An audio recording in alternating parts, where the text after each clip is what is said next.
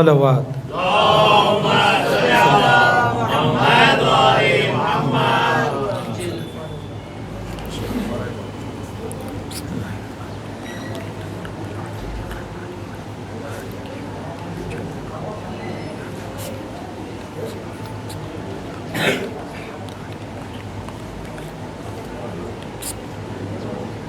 مومنین گرامی، اگر آپ آگے آگے تشریف لے آئیں تو بعد میں آنے والوں کو مشکل نہیں ہوگی۔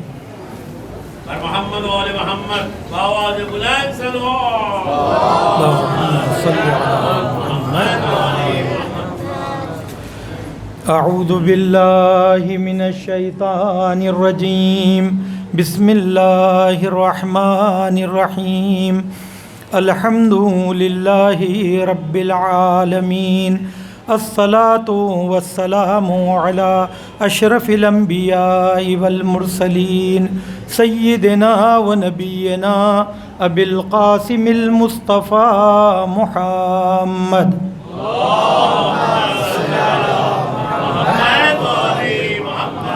و اہل بیتہ الطیبین الطاہرین المعصومین المظلومین، اما بعد فقد قال اللہ تبارک و تعالی فی کتابہ المبین وہو اصدق الصادقین وقولہ الحق، بسم اللہ الرحمن الرحیم، ان الذین آمنوا وعملوا الصالحات سیجعل لهم الرحمن ودا۔ صلوات پڑھیں۔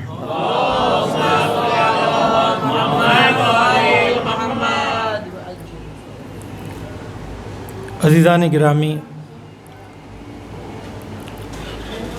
خالق رب العزت اپنی پاک و پاکیزہ کتاب قرآن مجید میں ارشاد فرما رہا ہے، سورہ مریم کی آیت نمبر 119 میں، کہ ان الذین آمنوا وعملوا الصالحات، بے شک جو لوگ ایمان لاتے ہیں اور عمل صالح انجام دیتے ہیں، سیجعل لہم الرحمن ودا، تو اللہ سبحانہ و تعالیٰ ان کی محبت ڈال دیتا ہے۔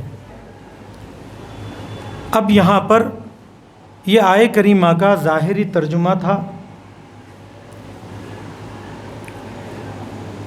اس آیے کریمہ کو میں نے تمہید کے طور پر انتخاب کیا ہے امام رضا علیہ السلام کے اللہم صلی علی محمد و آل کہ فضائل و مناقب کے لیے اس آیے کریمہ کو تمہید قرار دیا ہے، جس کے ظاہری ترجمے میں اللہ نے اس اہم بات کی طرف اشارہ فرمایا ہے کہ اگر انسان محبوب خلائق اگر بننا چاہے اور دنیا میں مقبول ہونا چاہے، مشہور ہونا چاہے اور ایسی زندگی گزارے کہ دنیا اس سے محبت کرنے لگیں، اسے چاہنے لگیں، تو اس کا راستہ کیا ہے؟ کیا انسان کی شہرت مال اور منال سے ہوگی؟ کیا انسان کی شہرت کثرت اولاد سے ہوگی؟ کیا انسان کی شہرت میڈیا میں اپنے آپ کو پیش کرنے سے ہوگی؟ نہیں عزیزان گرامی، یہ شہرت کے جو طریقے ہیں پائیدار نہیں ہیں، بلکہ بعض اوقات جو ان چیزوں سے شہرت پانا چاہتے ہیں، لوگ ان کا مذاق اڑاتے ہیں، ان کی ریاکاری، ان کی دکھاوے کو بتا کر کہتے ہیں کہ یہ سب ڈھکوسلا ہے، دکھاوا ہے۔ اصل چیز جو انسان کو لوگوں کے دل میں محبوب بناتی ہے وہ انسان کا ایمان اور اس کا پاکیزہ کردار ہے۔ انسان کا ایمان اور اس کا پاکیزہ کردار ہی لوگوں کو محبوب بناتا ہے۔ تو چنانچہ ارشاد ہوا کہ ان الذین آمنوا، بے شک جو لوگ ایمان لاتے ہیں، وعملوا الصالحات، اور نیک اعمال بجا لاتے ہیں، سیجعل لہم الرحمن، تو رحمان پروردگار اس کی محبت ڈال دیتا ہے۔ اب یہ نہیں بتایا ہے کہ پہلی بات تو دیکھیے کہ ان الذین آمنوا، وہ لوگ محبوب ہوں گے جو ایمان لے کر آئیں گے، اسی لیے وہ عمل جو بغیر ایمان کے انجام دیا جائے اس کی کوئی حیثیت نہیں ہے۔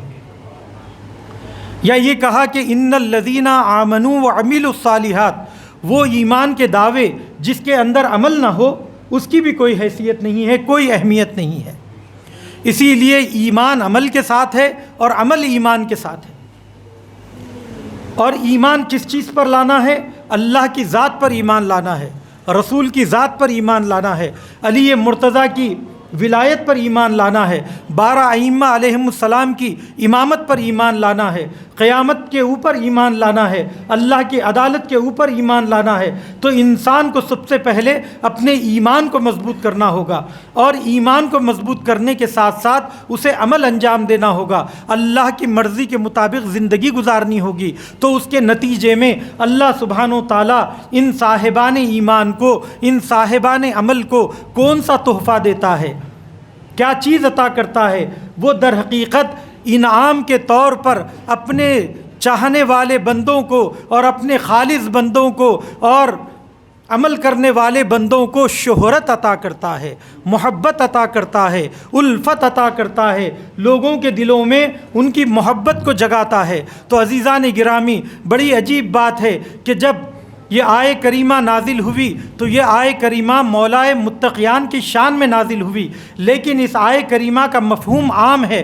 ایسا نہیں ہے کہ صرف مولائے متقیان کی شان میں یہ آیے کریمہ ہے، بلکہ جس دور میں لوگ محبت کرتے، جس دور میں لوگ ایمان کے ساتھ عمل انجام بجا لاتے رہیں گے، اللہ سبحانہ و تعالیٰ ان کو محبوب بناتا چلا جائے گا، ان کو محبوب بناتا چلا جائے گا۔ چنانچہ بہار الانوار میں ہے کہ اللہ سبحانہ تعالیٰ جناب جبرائیل کو بلا کر کہتا ہے کہ اے جبرائیل، فلاں شخص مجھ سے محبت کرتا ہے اور میری مرضی کے مطابق زندگی گزارتا ہے، تو اے جبرائیل تم بھی اس سے محبت کرو، تم بھی اس کو چاہو۔ اور اس کے بعد کہا کہ جاؤ فرشتوں کے درمیان کہہ دو کہ سارے فرشتے اس شخص سے محبت کریں جس سے اللہ سبحانہ و تعالیٰ محبت کرتا ہے۔ تو سارے فرشتے اس شخص سے محبت کرنے لگتے ہیں، اور اس کے بعد اللہ سبحانہ و تعالیٰ فرشتوں میں سے کچھ لوگوں کو مامور کرتا ہے کہ تم ایسے افراد کے لیے جو صاحب ایمان و عمل ہے ان کے حق میں استغفار کرتے رہو۔ تو تا قیامت لوگ مومنین کے لیے فرشتے استغفار کرتے رہتے ہیں، اور ان میں سے کچھ لوگوں کو، کچھ فرشتوں کو اللہ سبحانہ و تعالیٰ روئے زمین پر بھیجتا ہے اور کہتا ہے کہ میرے محبوب بندوں کی محبت لوگوں کے دلوں میں جگا دو۔ تو وہ آ کر لوگوں کے دلوں میں محبت کو جگا دیتے ہیں۔ یہی وجہ ہے کہ اگر کوئی شخص مومن ہے، صاحب کردار ہے، تو اس کو ہر کوئی چاہتا ہے، دوست بھی چاہتا ہے، دشمن بھی چاہتا ہے، مومن بھی چاہتا ہے اور کافر بھی چاہتا ہے۔ یہ دیکھتا ہے فقط کہ وہ شخص بڑا اچھا ہے، وہ بڑا نیک ہے، کوئی ہمارا رشتہ نہیں ہوتا ہے، ملاقات نہیں ہوتی ہے، تعلقات نہیں ہوتے ہیں، لیکن جب یہ دیکھتے ہیں کہ کوئی اچھا انسان دنیا سے گزر گیا تو کہتے ہیں کہ بڑا نیک آدمی تھا۔ تو سوال یہ ہے کہ یہ کیا آپ کا دوست تھا؟ کہیں گے نہیں۔ کیا آپ کا رشتہ دار تھا؟ جی نہیں۔ کیا آپ کا ہم مذہب تھا؟ تو جی نہیں۔ تو پھر آپ اس کے حق میں دعا کیوں کر رہے ہیں اور اس کی موت پر افسوس کیوں کر رہے ہیں؟ تو عجب نہیں کہ وہ کہے اس لیے کہ نیکیوں کو پسند کرنا میری فطرت میں موجود ہے، اور جو کوئی بھی نیک اعمال انجام دے گا اور ایمان کے ساتھ اس دنیا سے گزرے گا، خود بخود ہمارا دل اس کی محبت سے جاگ اٹھے گا، اس کی موت پر افسوس کرے گا۔ عزیزان گرامی، پاکیزہ کرداروں کی محبت جو لوگوں کے دلوں میں اللہ سبحانہ و تعالیٰ نے ڈالی، یہ اللہ سبحانہ و تعالیٰ کی عظیم نعمت ہے۔ یہی وجہ ہے کہ ہمارے اپنے سماج میں انسان خود کتنا بد کردار ہو، کتنا برا ہو، لیکن جب کبھی بھی وہ اپنے لیے شریک حیات ڈھونڈنا چاہتا ہے، اپنے لیے دوست کا انتخاب کرنا چاہتا ہے، تو کہتا ہے کہ بہترین دوست ہونا چاہیے، جبکہ وہ خود دوسروں کو دھوکہ دے رہا ہے، دوسروں کے مال کو غصب کر رہا ہے، دوسروں کی جان سے کھیل رہا ہے۔ لیکن اس سے جب پوچھا جائے کہ تمہارا دوست کیسے ہونا چاہیے، تو کہے گا کہ ایک ایسا دوست ہونا چاہیے جو سچا ہو، با ایمان ہو، جو اپنی بات پر وفادار ہو۔ تو میں کہوں گا کہ تم نے خود لوگوں کے ساتھ وفاداری نہیں نبھائی، تم نے خود لوگوں کے مال کو غصب کر لیا، لوگوں کی جان سے کھیلا، تو یہ وہ کہے گا کہ بے ایمانی کے کام میں بھی ایمان کی ضرورت ہے۔ بے ایمانی کے کام میں بھی لوگ ایمانداری کو تلاش کرتے ہیں، بے وفائی کے کاموں میں بھی وفاداری کو تلاش کرتے ہیں۔ ایک نوجوان لڑکا جو نامحرموں کے ساتھ اٹھتا بیٹھتا ہے اور یہ کہتا ہے کہ یہ تو جوانی کے مزے ہیں اور زندگی کی ضرورت ہے، لیکن جب اس سے کہا جائے کہ تمہاری شادی کے لیے لڑکی دیکھی جا رہی ہے اور کیسی لڑکی تمہیں چاہیے، تو وہ کہے گا کہ ایسی لڑکی ہو جو گھر دار والی ہو، جو نامحرموں کے ساتھ اٹھتی بیٹھتی نہ ہو۔ تو میں کہوں گا کہ تم خود نامحرموں کے ساتھ اٹھتے بیٹھتے تھے، پھر اپنے لیے شریک حیات ایسی کیوں ڈھونڈ رہے ہو؟ تو عجب نہیں آواز آئے کہ عجب نہیں کہ وہ کہے کہ زندگی گزارنے کے لیے نیک کردار شریک حیات کی ضرورت ہے۔ زندگی گزارنے کے لیے نیک کردار شریک حیات کی ضرورت ہے۔ یہ جو نیک کردار شریک حیات کی چاہت جو انسان کے دل میں ہے، در حقیقت یہ پاکیزہ کرداروں کی محبت ہے جو اللہ سبحانہ و تعالیٰ نے مومنین کے دلوں میں ڈالی۔ اب جب مومن کے کردار کی اتنی اہمیت ہے کہ جس کی وجہ سے لوگ اس کے ایمان اور عمل کی وجہ سے لوگ اس سے محبت کرنے لگتے ہیں، تو عزیزان گرامی، جو امیر المومنین ہو، جو امام المتقین ہو، تو اس کا مرتبہ کیا ہوگا؟ یہی وجہ ہے کہ امام علی مرتضیٰ کے چاہنے والے، اللہم صلی علی محمد و آلہ، ہر دور میں رہے ہیں کہ جیسے چاہنے والے آپ کے ہیں اور جیسے دشمن آپ کے ہیں، اس کی نظیر نہیں ملتی ہے۔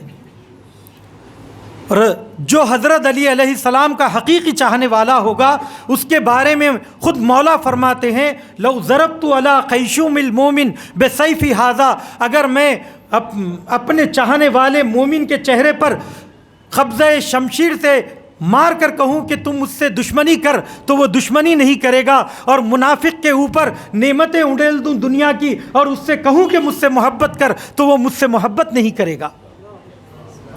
کیوں عزیزان گرامی، کیوں ایسا ہے کہ لوگ علی مرتضیٰ کو اتنا والہانہ چاہتے ہیں، امام حسین علیہ السلام کو اتنا والہانہ چاہتے ہیں؟ ان حسین کیست کہ عالم ہمیں دیوانے اوست، یہ کون، یہ حسین کون سی ہستی ہے کہ جس کی ساری دنیا دیوانہ وار محبت کر رہی ہے؟ ہم اپنی زندگی کا بہترین وقت امام کی محبت میں گزارتے ہیں، اپنی زندگی کا خون پسینے کی کمائی ہوئی دولت امام کی مجلسوں میں خرچ کرتے ہیں، ہم اپنی فکر کو، اپنے قلم کو امام عالی مقام سے وابستہ کرتے ہیں، تو آخر کس نے ہمیں کیا ہمیں اس کام کے لیے پیسہ ملا ہے؟ کیا ہمیں کسی قسم کی سپورٹ ملتی ہے؟ نہیں عزیزان گرامی، اہل بیت علیہم السلام کی پاکیزہ کرداری ہی وہ چیز ہے جو ہمیں ان کے آگے جھکنے پر مجبور کر دیتی ہے۔ یہی وجہ ہے کہ دوست بھی آپ کو چاہتا ہے، دشمن بھی آپ کو چاہتا ہے، اپنے بھی چاہتے ہیں، غیر بھی چاہتے ہیں، تو یہ در حقیقت انہوں نے سخت حالات میں اللہ کو یاد رکھا تو اللہ سبحانہ و تعالیٰ نے رہتی دنیا تک ان کے ذکر کو زندہ کر دیا۔ نعرے تکبیر، اللہ اکبر، نعرے رسالت، نعرے حیدری، نعرے خوشنودی رب العزت، اللہ جل جلالہ و جل شانہ، برائے عظمت و فضیلت، شان و شوکت، عزت و احترام ہے ائمہ تحریر علیہ السلام، تہہ دل سے بلند تر صلوات۔ اللہم صلی علی محمد و آل محمد۔ تو عزیزان گرامی، یاد رہے، آپ بات سلسلے سے ملائیے، تو ہم نے یہ کہا کہ اگر انسان دنیا اور آخرت میں کامیاب ہونا چاہتا ہے، اللہ کی بارگاہ میں محبوب بننا چاہتا ہے، دنیا میں اگر شہرت پانا چاہتا ہے، آخرت اور دنیا کو اپنی سنوارنا چاہتا ہے، تو اس کا راستہ یہ ہے کہ انسان اپنے عقیدوں کو مضبوط کرے، اپنے ایمان کو مضبوط کرے اور اللہ کی مرضی کے مطابق زندگی گزارے، تو پھر اس کو اور کچھ کرنے کی ضرورت نہیں ہے۔ اللہ سبحانہ و تعالیٰ اس کو محبوب خلائق بنا دے گا اور اپنی نعمتیں اس کے اوپر نچھاور کرے گا۔ تو عزیزان گرامی، یہی وجہ انبیاء علیہم السلام اگر آج ان کا نام زندہ ہے، ائمہ کرام اگر آج ان کا نام زندہ ہے، اس کی بنیادی وجہ ان کا ایمان اور ان کا عمل ہے۔ اگر ہم بھی کل کامیاب ہوں گے تو ہماری بھی کامیابی کا راز ایمان اور عمل ہے۔ اب جب ایمان اور عمل کامیابی کا راز ہے، تو عزیزان گرامی، ایسی ایک ہستی کہ جس کو اللہ سبحانہ و تعالیٰ نے محبوب خلائق بنایا، کہ جو غربت کے عالم میں، جسے ہم غریب الغربا کہتے ہیں، جو غربت کے عالم میں جس نے شہادت کا جام نوش کیا، جس کو سمجھتی تھی کہ دنیا یہ گمنام زندگی گزاریں گے، امام اپنے جد امجد سے جدا ہوتے وقت گریا کرتے تھے کہ میں اکیلا اور تنہا ہو گیا۔ آج اس بارگاہ کی رونق جا کر دیکھیے، اس کی کیفیت جا کر دیکھیے کہ وہ عظیم ہستی ہے کہ جس پر بادشاہ وقت بھی جاروب کشی کرتا ہے، وہاں جا کر جھاڑو دیتا ہے اور اس کو اپنے لیے شرف سمجھتا ہے۔ تو وجہ کیا ہے عزیزان گرامی؟ امام رضائے غریب کی سے جو محبت ہم کو ہے، اس کی وجہ کیا ہے؟ اور یہی ایام ہے کہ ہم اپنے امام کی معرفت حاصل کریں، ان کی زندگی کے بارے میں معلومات حاصل کریں۔ جب خاص موقع آتے ہیں، تاریخی مناسبتیں آتی ہے، تو مجلسیں ایسی رکھنی چاہیے اور ایسے ہونی چاہیے کہ خود اس شخصیت کا تذکرہ کیا جائے۔ کہ امام عالی مقام کے بارے میں چند عرائض آپ کی خدمت میں، بالخصوص بزرگ تو جانتے ہیں، میں اپنے نوجوانوں کے لیے پیش کر رہا ہوں کہ امام رضائے غریب کا اصل نام، جسے ہم کہتے ہیں کہ آپ کی کنیت ابو الحسن تھی، یعنی بیٹے کے نام سے پکارا جاتا تھا، یا بعض اوقات کنیت باضابطہ ڈھالی جاتی تھی۔ تو ابو الحسن علی ابن موسیٰ رضا، ابو الحسن آپ کی کنیت ہے، علی آپ کا نام ہے، رضا آپ کا لقب ہے، اسی سے مل کر یہ نام بنا ابو الحسن علی ابن موسیٰ رضا۔ آپ کے والد گرامی جناب موسی کاظم اور آپ کی والدہ جناب نجمہ خاتون، جو انتہائی درجہ بافضیلت خاتون تھی، جس کی تعریف اہل بیت کرام کرتے ہیں۔ امام عالی مقام کو اللہ سبحانہ و تعالیٰ نے 55 سال کی بابرکت عمر عطا کی۔ ان 55 سالوں میں آپ نے 35 سال اپنے والد گرامی امام موسی کاظم علیہ السلام کے زمانے میں گزارے۔ اللہم صلی علی محمد و آل محمد۔ امام موسی کاظم علیہ السلام کے ساتھ آپ نے 35 سال گزارے، اور اس 35 سال کے بعد جب آپ کو دور امامت ملا، اس دور امامت کی مدت 20 سال ہے۔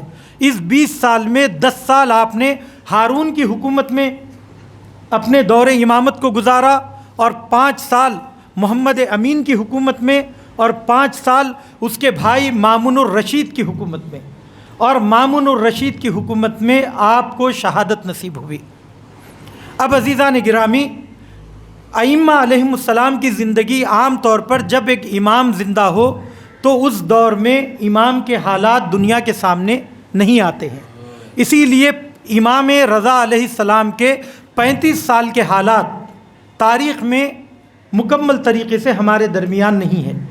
لیکن جس زمانے سے آپ کو دور امامت، جب سے آپ امام بنے اور آپ نے اپنی امامت کا اظہار کیا، تب سے آپ کی زندگی کے حالات ہمارے سامنے آشکار ہوئے ہیں۔ میں ان باتوں کو آپ کی خدمت پہ پیش کرنا چاہ رہا ہوں۔ میں نے آپ سے کہا کہ جب امام عالی مقام سن 183 ہجری 183 میں جب آپ درجہ امامت پر فائز ہوئے، امام تو آپ پیدائشی طور پر تھے، لیکن آفیشیل طریقے سے یہ جو ذمہ داری آپ کی گردن پر آئی اور آپ نے امت کی باغ ڈور کو سنبھالا، وہ سن 183 سے آپ کو امامت ملی۔ جس وقت امامت ملی اس وقت ہارون الرشید مملکت اسلامی پر حاکم تھا، اور یہ شخص انتہائی درجہ ظالم، سفاک اور فریب کار حاکم تھا کہ جس نے لوگوں کا جینا دوبھر کر دیا تھا۔ ایک طرف اس نے حکومت کے قوانین اور طریقے حکومت کو کچھ ایسے رکھا کہ آج کے دور سے مشابہ ہے۔ مہنگائی آسمان کو چھو رہی تھی، لوگوں کے مالوں کو مصادرہ کیا جا رہا تھا، اسے لوٹا جا رہا تھا، اسے چھینا جا رہا تھا، اور یہاں تک کہ لوگوں کو چین سے جینے نہیں دیا جاتا تھا۔ جن لوگوں کو زکوٰۃ اور ٹیکس وصول کرنے کے لیے مامور کیا تھا، وہ لوگ لوگوں کے گھروں میں بے اجازت داخل ہو جاتے تھے اور ان کے قیمتی اموال کو لوٹ کر بادشاہ کی خدمت میں پیش کرتے تھے، وہ ایسے لوگوں کی تائید کرتا تھا، ان کو بڑھاوا دیتا تھا۔ اسی لیے عوام الناس ہارون الرشید کی حکومت سے بے انتہا نفرت کرتے تھے، مصیبت میں تھے، تکلیف میں تھے، مگر ان کے ہاتھ میں کچھ نہیں تھا، وہ کچھ نہیں کر سکتے تھے۔ وہ ان کی نگاہیں ائمہ علیہم السلام کے اوپر ٹکی ہوتی تھی، اسی لیے کہ وہ آل محمد کو اس حکومت کا حقدار سمجھتے تھے، اور اہل بیت علیہم السلام در حالی کہ آپ کے پاس حکومت نہیں تھی، دولت نہیں تھی، ثروت نہیں تھی، طاقت نہیں تھی، فوج نہیں تھی، حمایتی نہیں تھے، اس کے باوجود یہ عالم تھا کہ آپ کا گھر اور آپ کا گھرانہ مرجع خلائق ہوتا تھا۔ لوگ آپ کے گھروں پر آتے تھے، اپنی علم کی پیاس اگر بجھانا ہوتی تو وہ امام کے در پر آتے تھے، اگر دولت کی ضرورت ہوتی امام کے گھر پر آتے تھے، اپنے مسائل کو حل کرانا ہوتا، اختلافات کو دور کرانا ہوتا تو امام کے در پر آتے تھے۔ ائمہ علیہم السلام کی یہ مقبولیت ان کے علم اور ان کی عصمت اور ان کی پاکیزہ کرداری کی وجہ سے جو محبت لوگوں کے دلوں میں تھی، یہ محبت حاکم وقت کو کھٹکتی تھی، اور وہ لوگ ڈرتے تھے کہ کہیں ایسا نہ ہو کہ اگر یہ لوگ سارے کے سارے لوگ پلٹ گئے اور اہل بیت کو چاہنے لگے تو ہماری حکومت کا تختہ الٹ جائے گا۔ اسی لیے وہ ہمیشہ علویوں کو، سادات کو اور ائمہ علیہم السلام کو شکنجے میں رکھتے تھے، سختیوں میں رکھتے تھے، اذیتیں دیتے تھے، کسی کو قید کر لیتے تھے اور کسی کو قتل کر دیتے تھے، کسی کو زہر دے دیتے تھے اور کسی کو جلا وطن کر دیتے تھے۔ اگر آپ دیکھیے کہ اگر یہ سارے کے سارے سادات مدینہ منورہ میں پیدا ہوئے تو پھر ان کا وجود مصر میں کیوں ہے، ان کا وجود ایران میں کیوں ہے، ان کا وجود ہندوستان میں کیوں ہے؟ اس لیے کہ حاکمان جور اتنا ظلم کرتے تھے کہ وہ جلا وطنی پر مجبور ہو جایا کرتے تھے، جلا وطنی پہ مجبور ہو جایا کرتے تھے، اپنے وطن کو ترک کر دیتے تھے۔ عزیزان گرامی، امام عالی مقام کے زمانے میں بھی لوگوں کی اس تکلیف میں تھے، اس پریشانی میں تھے، اور تیسری طرف یہ مشکل تھی کہ جب جو علوی سادات بنی عباس کی حکومت کو غیر قانونی سمجھتے تھے اور سمجھتے تھے کہ یہ اہل بیت کا حق ہے، وہ جگہ جگہ ان کے خلاف شورشیں برپا کرتے تھے۔ تو اب عزیزان گرامی، ہارون الرشید کے سامنے تین قسم کے چیلنج تھے۔ ایک طرف خود امام عالی مقام امام رضا علیہ السلام، دوسری طرف عوام الناس کی ناراضگی، تیسری طرف سادات کی شورشیں۔ اس سے یہ گھبرا کر، پریشان ہو کر اس نے ظلم کرنا شروع کیا اور اہل بیت پر ہمیشہ نظر رکھتا تھا۔ ایک مرتبہ کا واقعہ ہے کہ اس نے عیسیٰ بن جلودی کو مامور کیا کہ امام کے گھر پر حملہ کرے، اور وہ بغیر کسی اجازت کے امام کے گھر پر حملہ کرتے ہیں اور کہتے ہیں کہ ہم آپ کے گھر کو مصادرہ کرنا چاہتے ہیں، آپ کے مال و منال کو چھیننا چاہتے ہیں۔ عزیزان گرامی، امام کو چین سے جینا نصیب نہیں تھا۔ جب سے آغاز امامت ہوئی تب سے امام رضا علیہ السلام پریشان تھے۔ کبھی آپ کو گرفتار کر لیا جاتا تھا، کبھی آپ کے گھر کی خانہ تلاشی کی جاتی تھی، آپ کے گھر کے مال کو لوٹ لیا جاتا تھا۔ ایک مرتبہ جب یہ عیسیٰ جلودی گھر میں گھسنے لگا تو امام نے کہا کہ یہ تم کیا کر رہے ہو؟ یہ سادات کا گھر ہے، یہاں پر ناموس رہتی ہے،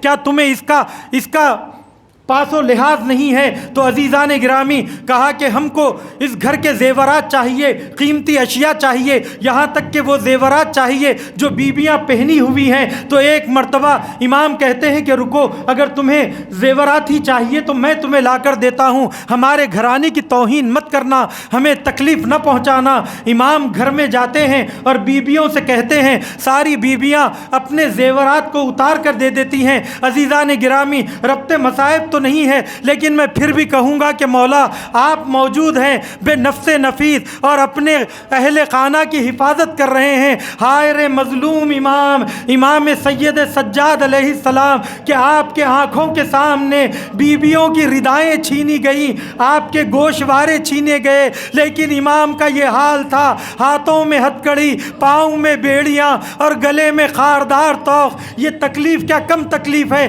عزیزان گرامی؟ 3 دن کی بھوک و پیاس اتنی بڑی تکلیف نہیں ہے جتنی بڑی تکلیف بیویوں کا دیار بدیار پھرایا جانا ہے۔ امام رضا علیہ السلام نے اپنے اہل حرم کی حفاظت کی۔ عزیزان گرامی، یہ وقت امام رضا علیہ، ایک صلوات پڑھیے محمد و آل محمد۔ امام رضا علیہ السلام نے ایسے پرآشوب دور میں دین کی تبلیغ کی، اور جب خراسان میں شورش ہوئی تو اس وقت ہارون الرشید خراسان کی طرف اس شورش کو دبانے کے لیے گیا، اور 1993 میں اس کی وہاں پر وفات ہو گئی اور وہ واصل جہنم ہو گیا۔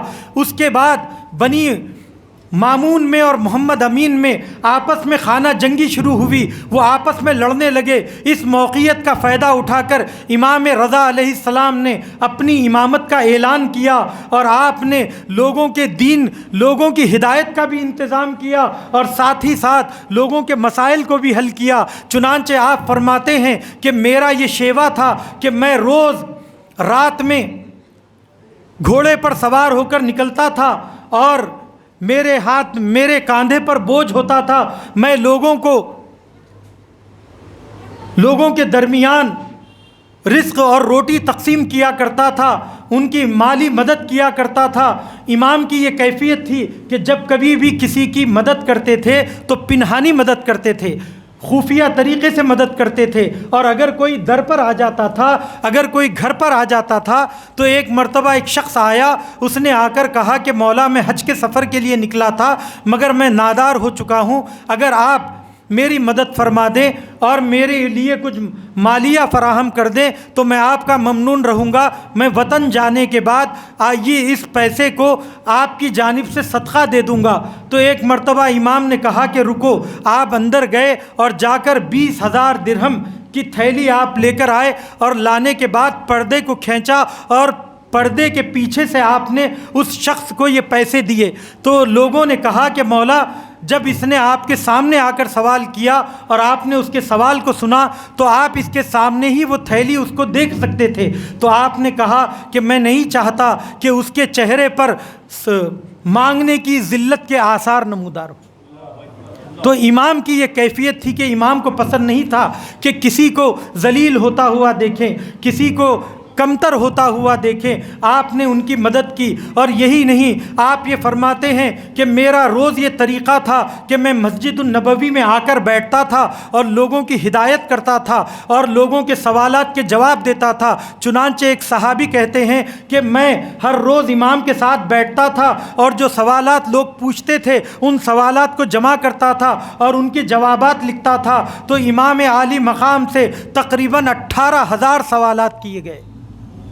اسی لیے عزیز و روایات میں ملتا ہے کہ امام محمد باقر اور امام جعفر صادق علیہ السلام کے بعد اللہم صلی علی نعرے حیدری، نعرے محمدی، نعرے بانجدنی، آئے خاتم ظلم و ستم کفر نفاق بالخصوص امریکہ، اسرائیل، آل سعود، آل یہود، آل نہیان، آل خلیفہ، اس دور کے اس دور کے بنی امیہ بنی عباس کے خاتمے کے لیے حکومت علماء اکرام مراد مکرم مجتہدین بتائید امام زمانہ تدور امام زمانہ علیہ السلام قائم ہونے کے لیے تہہ دل سے بلند تر سلوات اللہم صلی علی محمد و آل محمد۔ تو عزیزان گرامی، تذکرہ امام رضا علیہ السلام کا ہے۔ امام رضا علیہ السلام کے امام محمد باقر اور امام جعفر صادق علیہ السلام کے بعد سب سے زیادہ جسے دین کی تبلیغ کا موقع ملا وہ امام رضا علیہ السلام تھے۔ اسی لیے آپ کو روایتوں میں عالم آل محمد کہا گیا ہے، عالم آل محمد کے لقب سے یاد کیا گیا۔ امام نے دین کی تبلیغ کی، لوگوں کی مالی مشکلات کو حل کیا، ان کے اختلافات کو دور کیا۔ تو آپ مجمع خلائق تھے، لوگ اپنا خمس و زکوٰۃ لا کر آپ کو دیا کرتے تھے۔ جب حاکمان وقت یہ دیکھتے تھے کہ امام کی اتنی زیادہ شہرت ہے، امام سے اتنی زیادہ لوگ محبت کرتے ہیں، تو وہ لوگ ڈرتے تھے کہ کہیں ہماری حکومت چھن نہ جائے۔ اسی لیے وہ یہ کہتے تھے کہ کیا ایک ملک میں 2 حاکم رہتے ہیں کہ لوگ مجھے بھی لا کر زکوٰۃ دیتے ہیں اور امام کو بھی جا کر زکوٰۃ دیتے ہیں۔ اسی لیے وہ امام کے اوپر سختیاں کرتے تھے۔ لیکن عزیزان گرامی، جس وقت مامون اور محمد امین کی باری آئی تو یہ لوگ آپس میں لڑنے لگے۔ ہارون الرشید کا زمانہ موت کے آخری وقت بڑی سختیوں میں گزرا، اس کے بچے آپس میں حکومت کے لیے رسہ کشی کرنے لگے، اور وہ محمد امین یہ چاہتا تھا کہ اس مملکت کا، پوری مملکت کا حاکم بنے، اور وہ عربی النسل تھا، اس کی ماں عرب تھی، اسی لیے سارے عرب کی سپورٹ اس کو ساتھ تھی، سپورٹ حاصل تھا، حمایت حاصل تھی۔ لیکن مامون الرشید زبیدہ کا بیٹا تھا، جو کہ ایک ایرانی تھی، اور ایرانی النسل اور عجمی کا بیٹا ہونے کی وجہ سے عرب اسے پسند نہیں کرتے تھے، بنی عباس اسے پسند نہیں کرتے تھے، تو یہ لوگ آپس میں لڑنے جھگڑنے لگے۔ اسی لیے ہارون الرشید نے اپنی زندگی میں حکومت کے 2 حصے کر دیے۔ عربستان کا جو علاقہ تھا، حجاز تھا، یمن تھا، مدینہ تھا، یہ سارے علاقے محمد امین کو دے دیے، اور ایران کے علاقے، ترکستان کے علاقے مامون کے حوالے کر دیے۔ مگر اس کے باوجود محمد امین کو چین نہیں آیا، اس نے اپنے بھائی کو خط لکھا کہ اگر تم نے میری بیعت نہیں کی تو میں تمہیں قتل کر دوں گا۔ تو اس کے بعد عزیزان گرامی، مامون نے اپنے بھائی کے خلاف شورشیں برپا کی، اور یہاں تک کہ 5 سال کے بعد اس نے محمد امین کو قتل کرا دیا۔ اور جب قتل کرا دیا تو ساری مملکت کے اوپر مامون الرشید کی حکومت ہو گئی۔ دیکھیے، نام یہ یاد رکھیے، آپ لوگوں کے ذہن میں ہونا چاہیے۔ میں نے اب تک جو تاریخی نام آپ کی خدمت میں پیش کیے، میں نے بتایا کہ امام رضا علیہ السلام کی امامت کا دور 20 سال کا ہے۔ اس 20 سال کے دور میں آپ نے 3 بادشاہوں کا زمانہ دیکھا۔ 10 سال ہارون الرشید کا زمانہ، 5 سال محمد امین کا زمانہ، اور 5 سال مامون رشید کا زمانہ۔ اور مامون رشید کا زمانہ انتہائی درجہ خطرناک زمانہ تھا، انتہائی درجہ پیچیدہ زمانہ تھا۔ عزیزو، اس کیفیت کو سمجھیے، جیسا بادشاہ مامون ہوا ہے، جیسا خلیفہ مامون ہوا ہے، ایسا خلیفہ تاریخ بنی امیہ اور بنی عباس میں ایسا شخص دوبارہ پیدا نہیں ہوا۔ یہ شخص چالاک تھا، زیرک تھا، فریب کار تھا، پڑھا لکھا تھا، عالم تھا، فاضل تھا، یہ فلسفے سے واقف تھا، منطق سے واقف تھا، فقہ سے واقف تھا، کلام سے واقف تھا، اور اپنے گھر میں علمی نشستیں رکھتا تھا، لوگوں کو دعوت دیتا تھا، ہر مذہب کے لوگوں کو بلاتا تھا، ان کے ساتھ مناظرے کرتا تھا۔ اس کی علمی ڈھاگ بندھی ہوئی تھی، اور وہ سب کے اوپر اپنی علمی ڈھاک بٹھائے ہوا تھا، اور یہاں تک کہ اس کا زیادہ تر رجحان شیعت کی طرف تھا، اس کا جھکاؤ شیعت کی طرف تھا۔ اسی لیے وہ امیر المومنین کی امامت کو مانتا تھا، اور جب کبھی بھی بحث ہوتی تھی، گفتگو ہوتی تھی، تو امیر المومنین کے اوپر امامت کے لیے بہترین دلیلیں پیش کرتا تھا، اور ائمہ علیہم السلام کی حمایت کرتا تھا۔ لیکن عزیزان گرامی، میں آپ کو یہی بات بتانا چاہتا ہوں کہ ان باتوں کو دیکھتے ہوئے لوگ حیرت میں پڑ جاتے تھے۔ کوئی یہ کہتا تھا کہ یہ تو شیعہ ہے، اہل بیت کا چاہنے والا ہے، یہ اہل بیت سے محبت کرتا ہے، یہ اہل بیت کا ماننے والا ہے۔ اسی لیے آج تک تاریخ حیرت میں ہے۔ اہل سنت کی ایک بڑی جماعت، یہاں تک کہ شیعوں کے کچھ لوگ یہ کہتے ہیں کہ یہ شیعہ تھا اور اہل بیت کو چاہتا تھا، ابتدا میں اہل بیت سے محبت کرتا تھا، بعد میں وہ اپنے ایمان سے ہٹ گیا۔ میں کہوں گا عزیزان گرامی، اگر صرف اور صرف حقانیت کو جان لینا اور اہل بیت کی معلومات حاصل کر لینا، ان کو امام اول مان لینا، ان کو حکومت کا مستحق مان لینا، اگر یہی شیعت کے ہونے کے لیے کافی ہے، تو پھر دیکھا جائے تو مامون سب سے بڑا شیعہ ہے۔ اگر یوں دیکھا جائے تو ہمارے کتنے شیعہ ہیں جو اپنے مکتب سے باخبر ہیں، بلکہ ہم تو مامون سے بھی زیادہ اپنے دین سے بے خبر ہیں۔ تو دین حقیقتوں کے جاننے سے کوئی شیعہ نہیں ہوتا ہے، اہل بیت کی محبت کا دعویٰ کرنے سے کوئی شیعہ نہیں ہوتا ہے، بلکہ حقیقت کو جاننے کے بعد، اہل بیت سے محبت کرنے کے بعد ان کی اطاعت کرنا اور ان کے مشن کو لے کر چلنے سے محبت ثابت ہوتی ہے، ان کی محبت ثابت ہوتی ہے۔ ورنہ اگر ایسا دیکھا جائے تو جتنے بھی دانشگاہوں میں بڑے بڑے دانشور اسلام کے اوپر تحقیق کرتے ہیں، اہل بیت کے اوپر کتابیں لکھتے ہیں، جیسے جرجی زیدان نے امیر المومنین کی شان میں صوت عدالت انسانی کتاب لکھی، مگر کیا وہ شیعہ ہے؟ اگر وہ شیعہ ہوتا تو پھر وہاں کیوں ہے، اس جماعت میں کیوں نہیں ہے؟ تو پتہ یہ چلا کہ تاریخ اسلام کا جان لینا، امیر المومنین کی حقانیت کا جان لینا نجات کے لیے کافی نہیں ہے، محبت کا دعویٰ بھی نجات کے لیے کافی نہیں ہے۔ جب تک انسان اس دعوے کو ثابت نہ کرے اپنے عمل کے ذریعے، اطاعت کے ذریعے۔ مامون کی سب سے بڑی خوبی کہیے یا برائی کہیے یہ ہے کہ جس سے امام رضا علیہ السلام کو سامنا تھا، اور یہ سخت ہے۔ آپ اس کی کیفیت کو سمجھنے کی کوشش کریے عزیزو۔ ایک شخص دنیا کے سامنے امام کی محبت کے دعوے کرے اور آپ کو ولایت عہدی دے، یعنی اپنے بعد اپنا جانشین بنائے، اپنی بیٹی امام سے شادی کروا دے، آپ کے سکے مملکت اسلامی میں عام کر دے اور سیاہ پرچموں کو ہٹا کر سبز پرچم لگا دے۔ بنی عباس کا پسندیدہ لباس کالا لباس تھا، اس نے اپنی فوج کو حکم دیا، اپنے مملکت کے کارندوں کو حکم دیا کہ آج سے سب کا یونیفارم ہرا ہوگا، اس لیے کہ یہ رسول خدا کا پسندیدہ رنگ ہے، یہ امام حسن کا پسندیدہ رنگ ہے۔ اب اگر کوئی عام انسان ہوگا اور مامون الرشید کے ان کاموں کو دیکھے گا تو وہ کیا کہے گا؟ وہ یہی کہے گا کہ اور کیسے محبت کا اظہار کیا جائے، سکے ڈھلوا دیے، بیٹی اپنی دے دی، ولی عہد بنا دیا، اپنا جانشین بنا دیا، کیا اس کے بعد بھی کچھ اور کرنے کی ضرورت ہے؟ بالخصوص اگر ہم مامون کے مقابل ہم اپنے آپ کو دیکھیں تو اتنی قربانیاں تو ہم نے بھی نہیں دی، ہم نے تو اتنا پیسہ نہیں لٹایا، ہم نے تو کوئی قصے نہیں، ہم نے تو کوئی سکے نہیں ڈھلوائے، لیکن اس نے اتنا بڑا کام کیا۔ اب یہ سب دیکھ کر سب مامون کو کیا سمجھتے تھے کہ وہ امام کا چاہنے والا ہے، اور اگر وہ چاہنے والا نہ ہوتا اور امام کا ماننے والا نہ ہوتا تو امام رضا علیہ السلام اس کی جانشینی کیوں قبول کر لیتے؟ اس کا مطلب یہ ہے کہ اس کی حکومت اچھی ہے اور امام بھی اس کو پسند کرتے ہیں، امام کی بنی عباس کی اس حکومت کو تائید حاصل ہے۔ یہ لوگوں کے درمیان فکر تھی۔ آج تک اہل سنت کے مورخین یہ کہتے ہیں کہ مامون نے امام رضا کو قتل نہیں کیا اور امام رضا علیہ السلام کی موت طبیعی تھی۔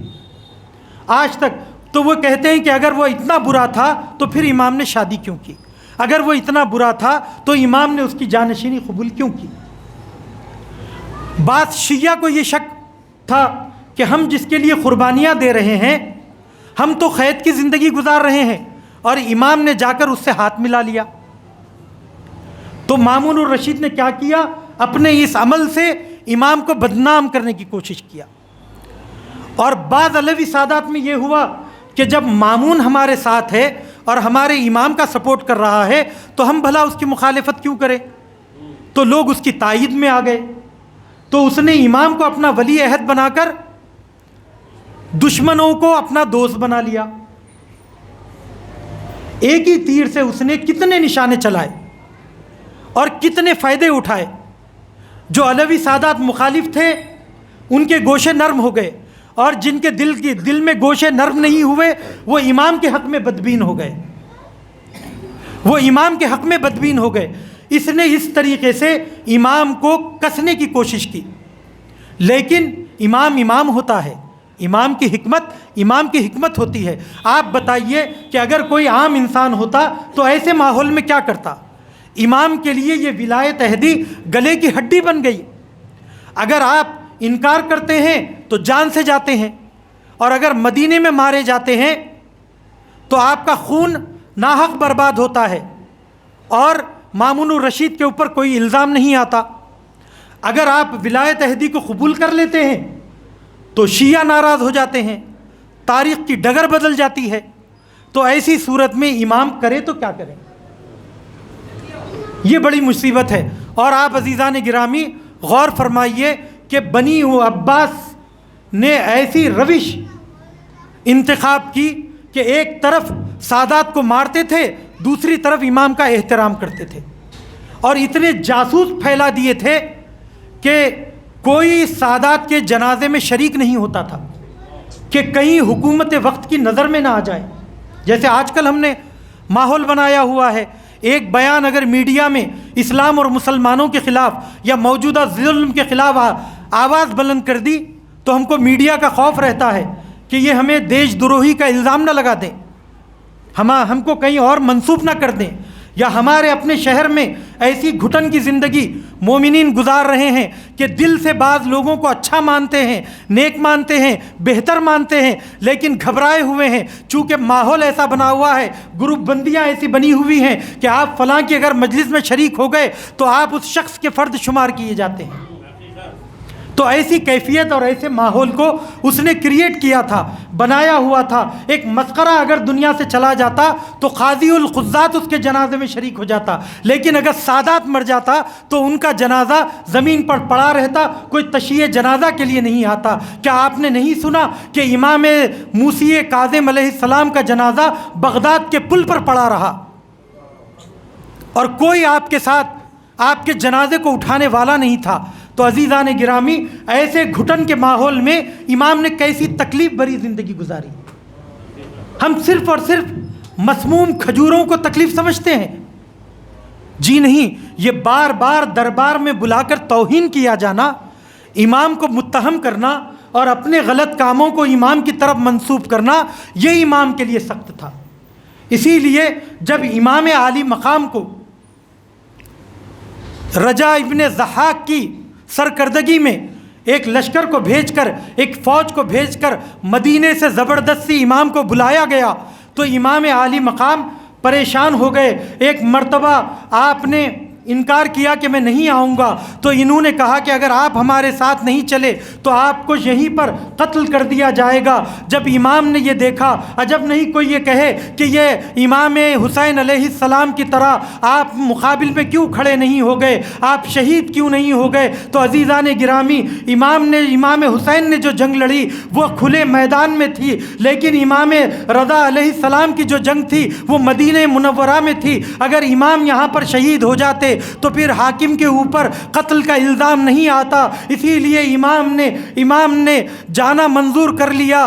آخری مرتبہ اپنے جد امجد کے جنازے پر آئے۔ بس ربط مسائب عزیزو، وہ باتیں جو بیان کرنا چاہ رہا تھا آپ کی خدمت میں پیش نہیں کر سکا۔ ایک مرتبہ امام جد امجد رسول خدا کے روضے پر آئے، یہ وہی منظر نظر آتا ہے جو منظر امام حسین کا تھا۔ جس وقت امام حسین علیہ السلام اپنے نانا کے روضے سے جدا ہو رہے تھے، قبر سے لپٹ گئے اور لپٹ کر کہا کہ اے نانا جان، آپ کے بعد اس امت نے وہ مظالم مجھ پر ڈھائے، اگر میں یہ چاہتا ہوں کہ آپ مجھے قبر میں لے لیجئے۔ ایک مرتبہ امام رضا علیہ السلام نے بھی گریہ کیا اور کہا کہ اے نانا جان، میں آپ سے جدا ہو رہا ہوں، آپ کے در سے جدا ہو رہا ہوں، آپ جانتے ہیں کہ یہ مجھے بالاجبار لیے جا رہے ہیں۔ عزیزان گرامی، امام کو ان راستوں سے لے جایا گیا جن راستوں میں شیعہ آباد نہیں تھے، کہیں امام شیعوں سے ملاقات نہ کریں۔ در حقیقت وہ سفر نہیں تھا، وہ در حقیقت توہین آمیز قید تھی کہ جسے امام کو قید کر کے لے جایا جا رہا تھا، امام کو سختیوں سے گزارا جا رہا تھا۔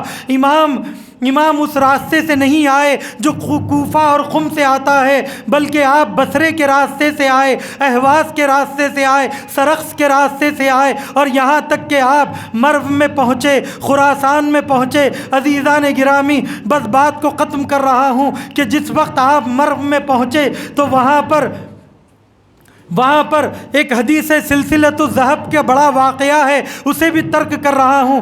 امام جب وہاں پہنچے تو یہ کیفیت تھی دربار کی کہ بادشاہ امام کو کسی سے ملنے کی اجازت نہیں دیتا تھا، اور جس شخص کو آپ کے ساتھ رکھا جناب حشام کو، وہ حشام کا یہ حال تھا، وہ امام کا حاجب تھا، وہ لوگوں کے اوپر کنٹرول رکھتا تھا، مومنین کو ملنے نہیں دیا جاتا تھا۔ امام کے پاس جو خط آتا تھا، خط میں یہ لکھا جاتا تھا کہ مولا آپ اسے پڑھنے کے بعد جلا دیجئے، اس لیے کہ کہیں ظالم حاکم ہمیں نقصان نہ پہنچائے۔ امام کسی سے مل نہیں سکتے تھے، کسی سے بات نہیں کر سکتے تھے۔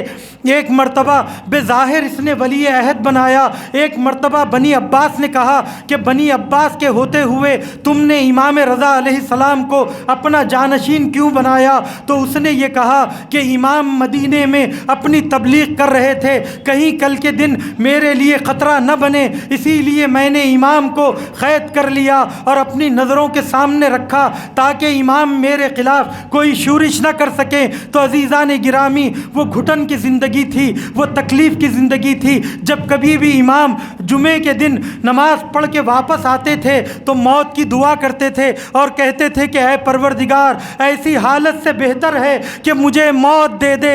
عزیزان گرامی، موت کی تمنا کرتے تھے۔ یہ وہی حالت تھی جو امام سید سجاد کی تھی۔ جس وقت آپ کو جنازوں کے سامنے سے لیے جا رہے تھے تو آپ نے کہا کہ اے پروردگار، مجھے ایسا لیے جایا جا رہا ہے جیسے میں کوئی افریقہ کا بے یار و مددگار غلام ہوں اور میرا کوئی مددگار نہیں ہے۔ اس سے بہتر ہے کہ مجھے موت دے دے۔ جزاکم ربکم خیر الجزا۔ اللہ سبحانہ و تعالیٰ آپ کو کسی غم میں نہ رلائے سوائے غم حسین کے۔ فقط چند مصائب کے گوشے عزیزو، امام کو جب اس غربت میں لایا گیا، امام حسین کے مصائب اور امام رضا علیہ السلام کے مصائب ملتے جلتے ہیں۔ یزید نے بھی بیعت طلب کی، اس نے بھی امام کی حمایت طلب کی، لیکن امام رضا علیہ السلام ولی عہدی کے لیے ماننا آپ کی مجبوری تھی۔ آپ نے مجبوراً ولی عہدی کو تسلیم کیا، مگر ایک پل راضی نہیں تھے۔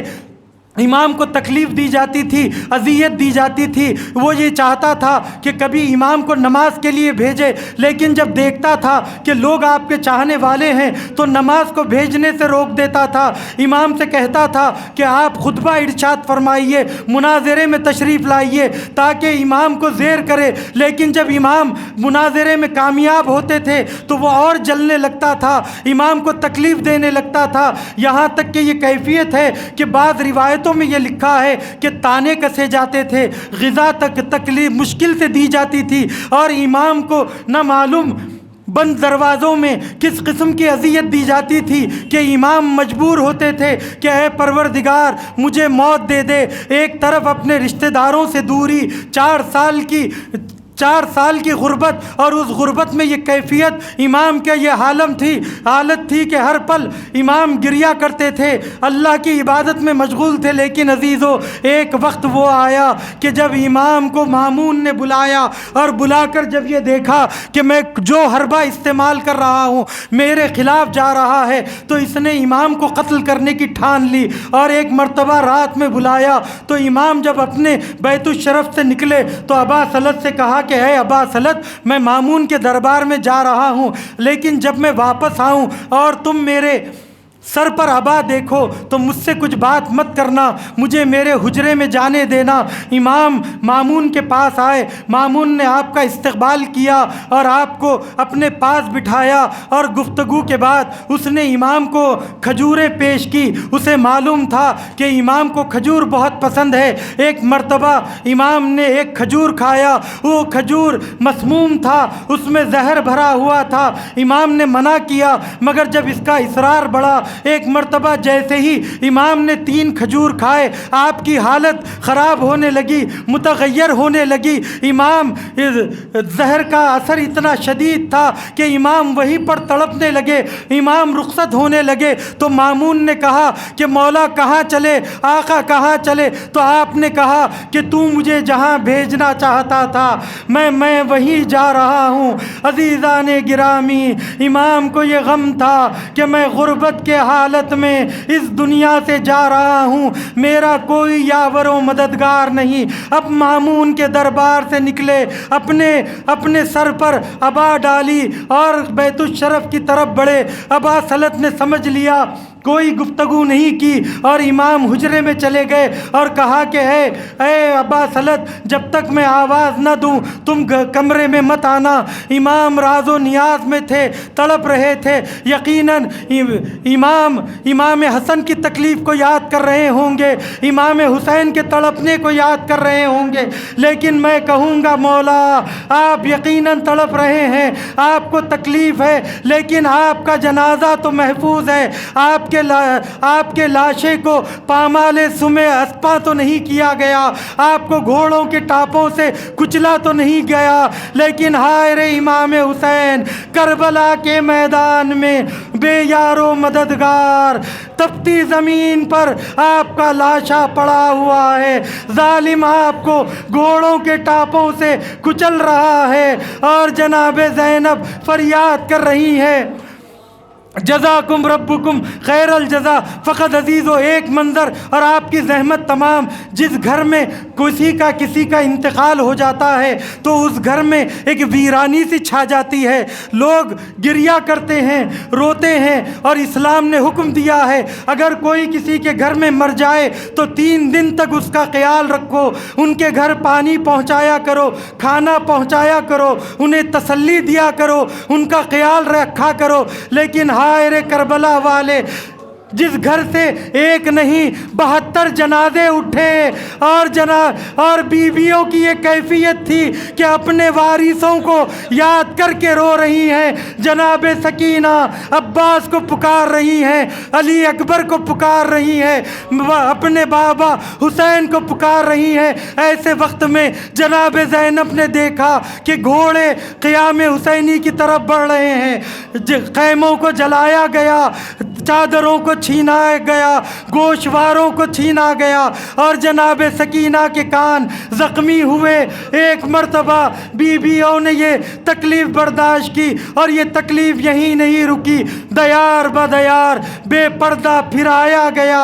یہ بیویاں جب لوٹ کر کربلا واپس آئیں 40 میں، تو عزیزو یہ بیویاں کہ جسے رونے کی اجازت نہیں دی جا رہی تھی، جب کبھی بھی روتی تماچے لگائے جاتے، آج پہلی مرتبہ زینب کو رونے کا موقع ملا، رباب کو رونے کا موقع ملا، ام لیلہ کو رونے کا موقع ملا۔ ام لیلہ نے علی اکبر کے مصائب پڑھے، ام فروہ نے قاسم کے مصائب پڑھے، لیکن زینب کس کس کے لیے روتی؟ ایک مرتبہ حسین کی قبر پر آئیں اور آ کر کہا بھیا میں شرمندہ ہوں، میں آپ کی امانت حفاظت نہ کر سکی، شام کے قید خانے میں آپ کی بیٹی میرے آنکھوں کے سامنے دنیا سے چلی گئی۔ انا للہ و انا الیہ راجعون وسیعلم الذین ظلموا ای منقلب ینقلبون۔ عزیزان گرامی، آپ تمام مومنین سے گزارش ہے 1 مرتبہ سورہ حمد اور 3 مرتبہ سورہ اخلاص کی تلاوت فرما کر سیدہ عزیزہ بیگم بنت زوار حسین، میر مزمل علی ابن میر اسد علی، میر سردار علی ابن میر اسد علی، امیر النساء بیگم بنت میر دلاور علی، سید زوار حسین ابن عبد الجبار حسین، فاطمہ بیگم بنت ہادی علی خان کی روح کو عیسیٰ